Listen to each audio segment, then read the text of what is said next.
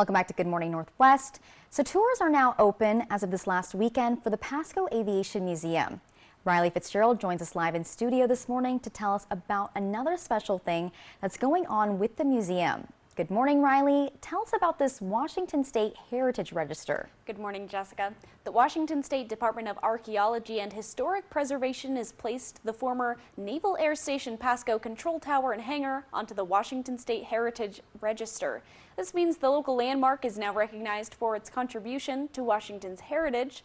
I talked with the president of the Pasco Aviation Museum Board about what this means for the site.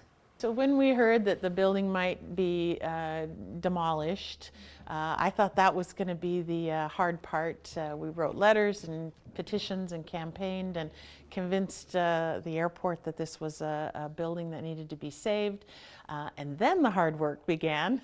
Over the past 12 years, volunteers have been working on putting the Pasco Aviation Museum together in the 80-plus-year-old building that used to house the Naval Air Station Pasco Control Tower and Hangar to help restore and renovate the building. Replica B-17 That hard work paid off because just recently, the museum applied for and was accepted onto the Washington State Heritage Register. That comes with a few benefits, including some possible funding opportunities. Hopefully there'll be some grants because we're now considered a historic landmark. There's some other advantages. There's a little bit of protection for the building and also some responsibility. Another bonus, which the board for the Pasco Aviation Museum says they're going for, is highway signage. You know, you're driving along the highway and you see the brown sign that says museum or historic site. We're now eligible to request to have that signage put in. What is now the Aviation Museum used to be a flight training base for the Navy during World War II, built in 1942 and became one of the busiest Navy training bases in the U.S. with nearly 2,000 cadets.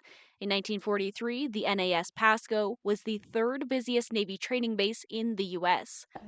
I could sit for hours and learn all kinds of things about. Pasco Aviation Museum Board President Malin Bergstrom says they hear all kinds of stories from visitors who come to see what these volunteers have done with the place.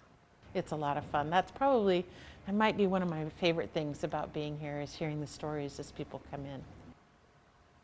The Pasco Aviation Museum is open from 10 to 4 every Saturday until the winter for tours. And there are new displays if you've been there before, along with some expanded locally inspired exhibits. And the third and fourth floors are officially open to the public. And one event happening this weekend is the 4th annual Take to the Runway. It's an evening of wine tasting and dining to benefit Forever Fighters, a local nonprofit that provides support and care to children and teen cancer patients. And that's happening on Saturday from 5 to 9 at Bergstrom Aircraft, which is right next door to the Pasco Aviation Museum. Jessica, I'll send it back to you.